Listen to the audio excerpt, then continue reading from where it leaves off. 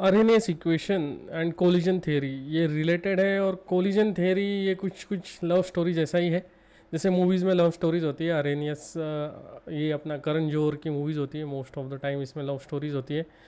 इसमें भी वैसे ही कुछ लव स्टोरी है कोलिजन थ्योरी के अंदर। कोलिजन थ्योरी हमको क्या बताता है? देखिए, अलग अलग थ्योरीज आई है और इन थ्योरीज ने हमको बताया है कि केमिकल रिएक्शन किस प्रकार से होती है, केमिकल रिएक्शन होने के लिए क्या होता है, तो इसमें क्या क्या स्टेप्स इन्वॉल्व है और ये लव स्टोरी से कैसे रिलेटेड है वो हम देखेंगे।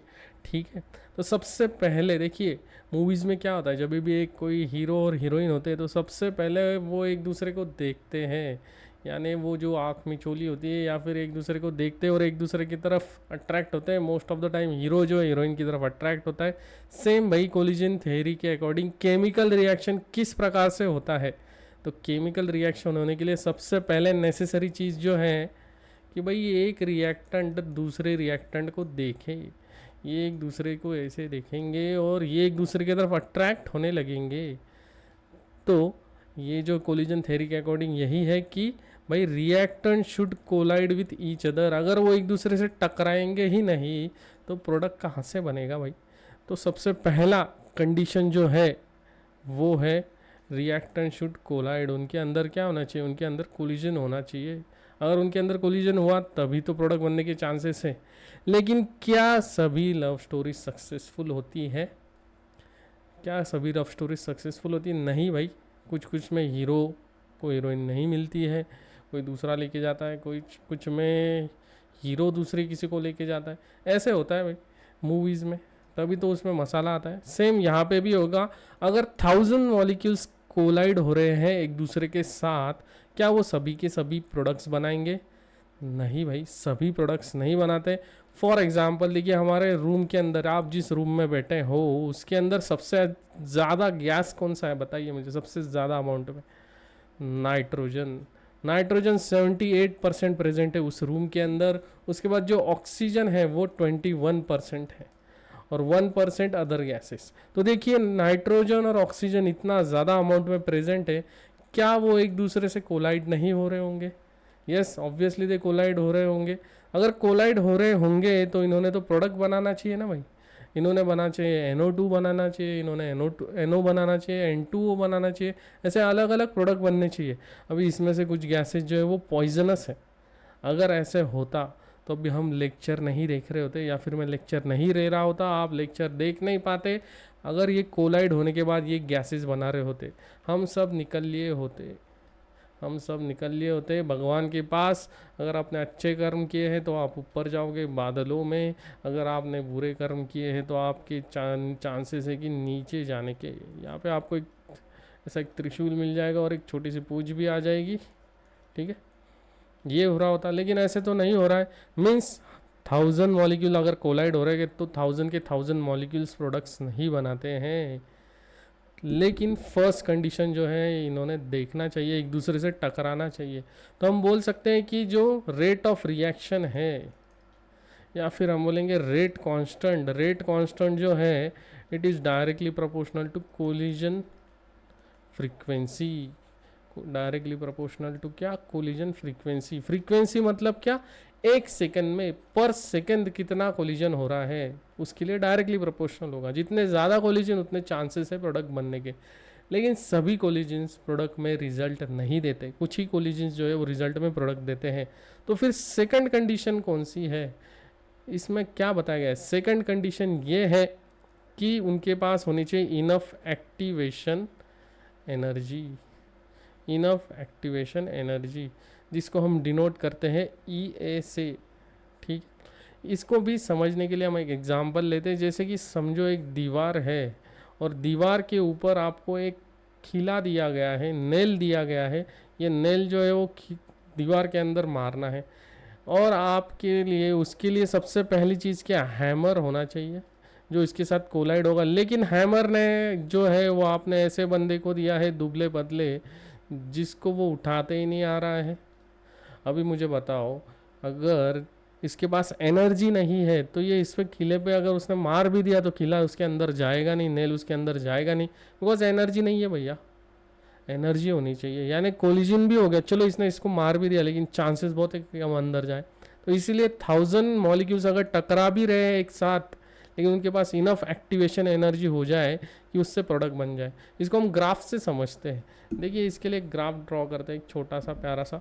देखिए ये हम एक ग्राफ ड्रॉ करते हैं एनर्जी वर्सेस, ये सपोज एनर्जी वर्सेस हमारा रिएक्शन कोऑर्डिनेट का एक ग्राफ है। अभी रिएक्शन में क्या होता है, देखो रिएक्टेंट का एक ही काम है, उसके जीवन का उद्देश्य क्या है भाई, रिएक्टेंट को कन्वर्ट होना है प्रोडक्ट में, लेकिन उसको वैसे होने के लिए ये पहाड़ क्रॉस करना पड़ेगा। अगर ये पूरा पहाड़ क्रॉस करेगा तो प्रोडक्ट में कन्वर्ट होगा, ठीक है। लेकिन इस पहाड़ को क्रॉस करने के लिए उसको लगेगी ताकत, उसी ताकत को हम बोलते हैं एक्टिवेशन एनर्जी।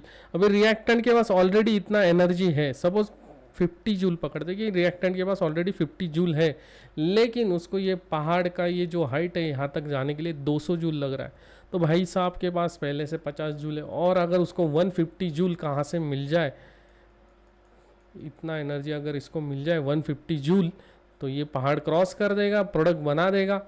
तो इसी 150 को हम बोलते हैं एक्टिवेशन एनर्जी। और यहाँ से लेके पूरा यहाँ तक जो एनर्जी है, ये एक्टिवेशन एनर्जी प्लस ये रिएक्टेंट की एनर्जी, इन दोनों का अगर ऐड किया तो उससे जो नया एनर्जी आता है वो है थ्रेशोल्ड एनर्जी।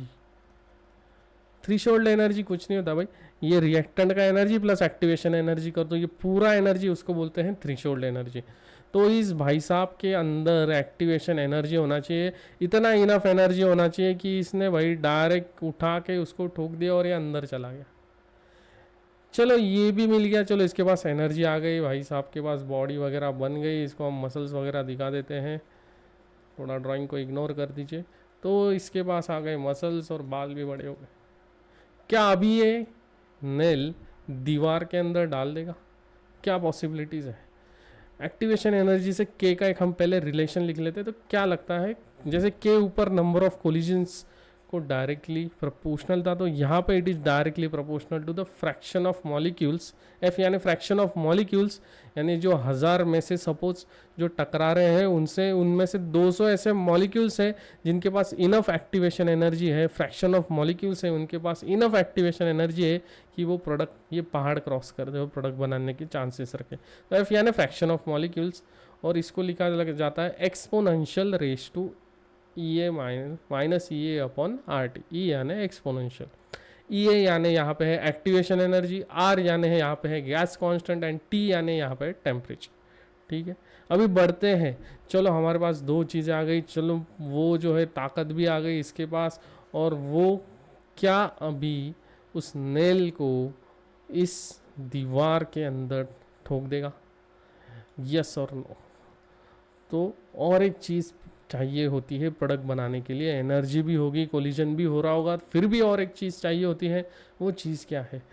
देखो हम एक डूड लेते हैं, यहाँ पे इस डूड को लेते हैं, इसके गॉगल वगैरह पहने हैं, ये थोड़ा एटीट्यूड में है, एब्स वगैरह है इसको, और ये भाई साहब ने एक फटी जीन्स भी पहनी है स्टाइल मारने के लिए, ओके।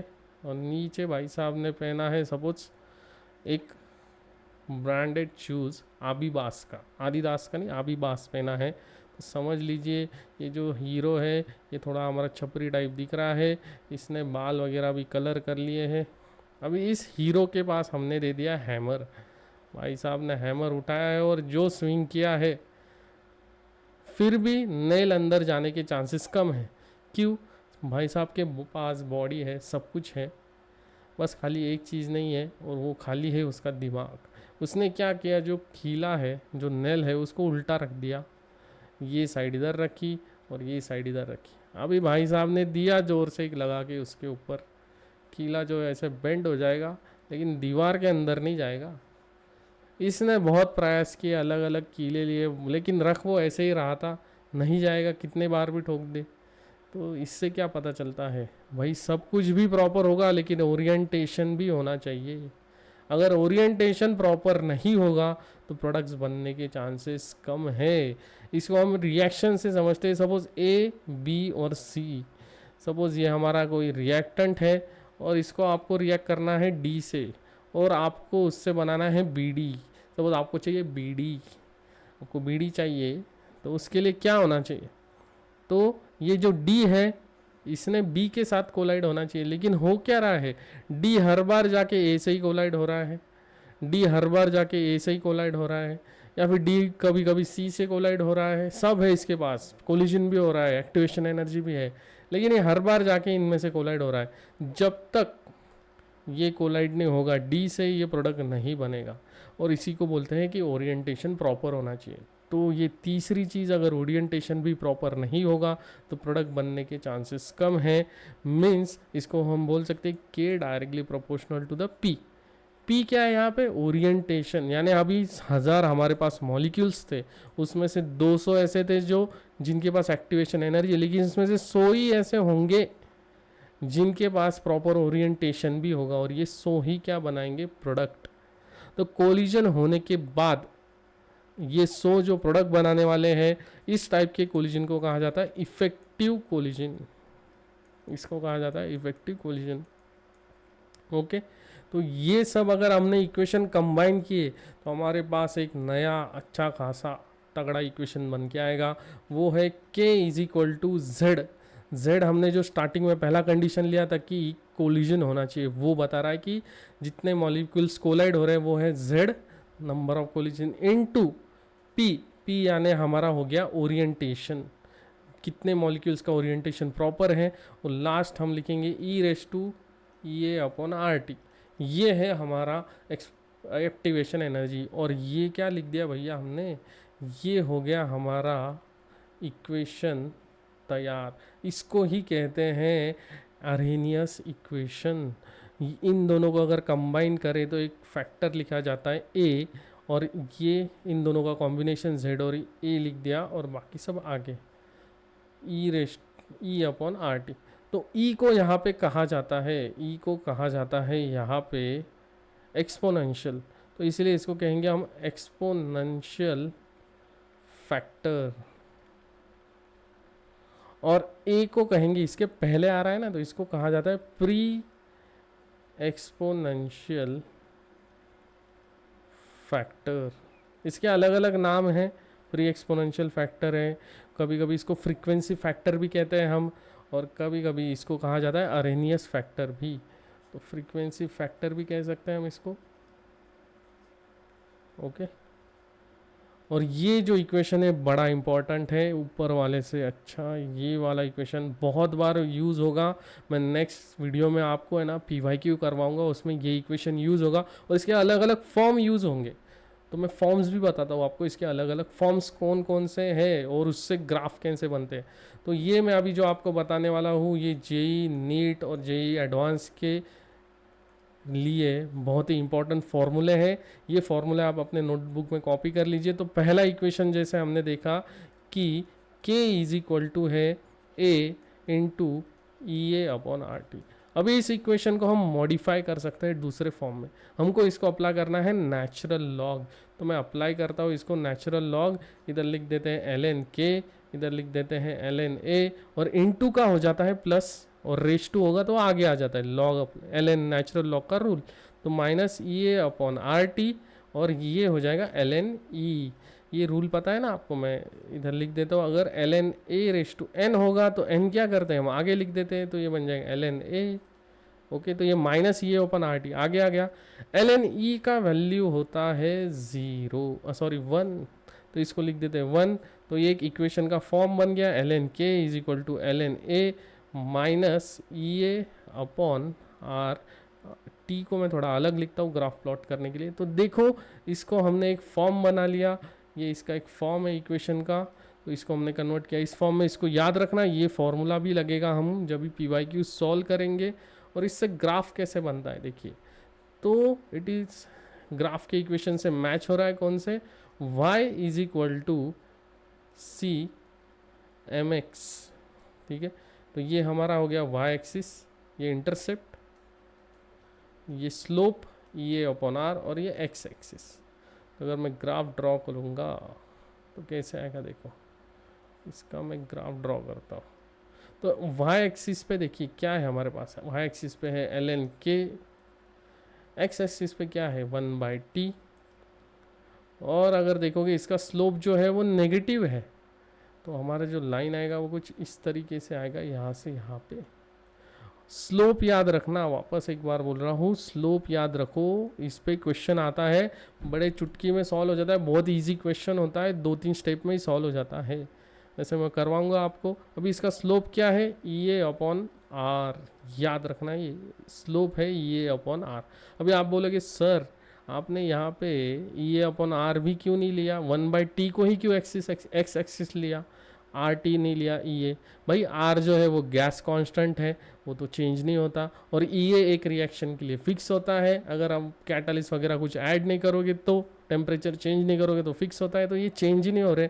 और एक्स एक्सिस पे क्या लिखते हैं हम, जो चीज़ चेंज होती है, तो चेंज कौन हो रहा है भाई यहाँ पे, टेम्परेचर। ठीक है, तो ये इसका एक फर्स्ट फॉर्म हो गया। अभी इसका हम सेकंड फॉर्म बनाते हैं, इससे ही सेकंड इक्वेशन हमको लिखने हैं 3 फॉर्म, याद रखो 3 फॉर्म अच्छे से आपको करने हैं।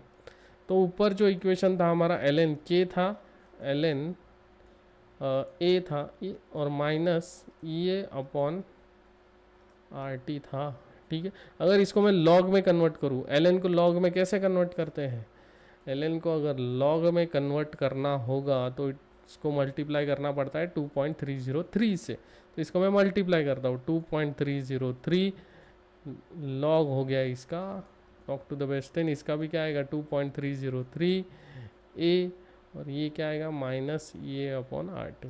अभी इसको हमको निकालना है, तो हम क्या करेंगे, ये इधर जाके डिवाइड कर देंगे, या फिर पूरे इसको 2.303 से डिवाइड कर दो, तो बचेगा क्या, लॉग के इज इक्वल टू ए, इधर लॉग रह गया भाई, इधर लॉग आएगा, तो हमारा इधर बचेगा लॉग ए माइनस ई ए, और 2.303 से डिवाइड किया है तो आएगा 2.303 आर टी। तो बन गया हमारा दूसरा फॉर्म यहाँ पे इक्वेशन का, इसको भी आप नोट डाउन कर लीजिए, और इससे भी हम बनाएंगे ग्राफ। तो देखिए ये y is equal to C minus M X, तो y एक्सिस, तो यहाँ पे देखते हैं y एक्सिस पे है क्या, y एक्सिस पे है log k, और x एक्सिस पे 1/t, सेम उसके जैसा ही। अभी इधर ये नेगेटिव स्लोप है, इसलिए भी लाइन ऐसे आएगा, और इसका स्लोप क्या है भाई, इसका स्लोप है माइनस ये अपॉन 2.303 आर। तो यहाँ पे एक चीज़ ऑब्जर्व करने वाली है कि भाई नीचे 2.303 आ रहा है, अगर आप लॉग वर्सेस ग्राफ प्लॉट करते हो, और वही आप अगर L N versus graph plot करते हो, तो इधर 2.303 नहीं आ रहा है। इसके पीछे रीज़न क्या है, मैंने एक्सप्लेन किया, आप कमेंट बॉक्स में बताना मुझे कि इसके पीछे रीज़न क्या है। इधर ये नीचे आ रहा है 2.303, लेकिन इधर नहीं आ रहा है, ऐसे क्यों, तो देखते हैं। ये हो गया हमारे 2 फॉर्म।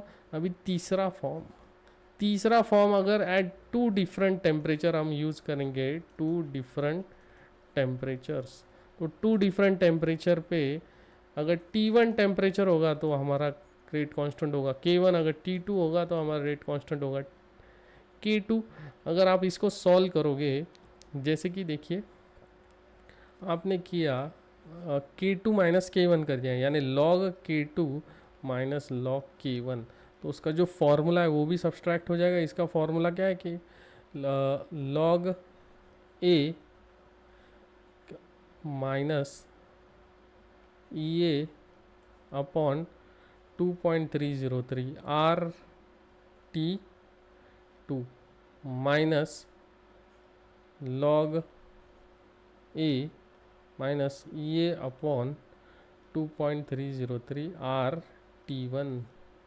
ठीक है, इसको हम सॉल्व करते हैं आगे, तो ये हो जाएगा लॉग का फॉर्मूला लॉग K2/K1, और ये माइनस माइनस है यहाँ पे, ये प्लस है, ये माइनस हो जाएगा अंदर, तो ये दोनों क्या हो जाएगी कैंसिल।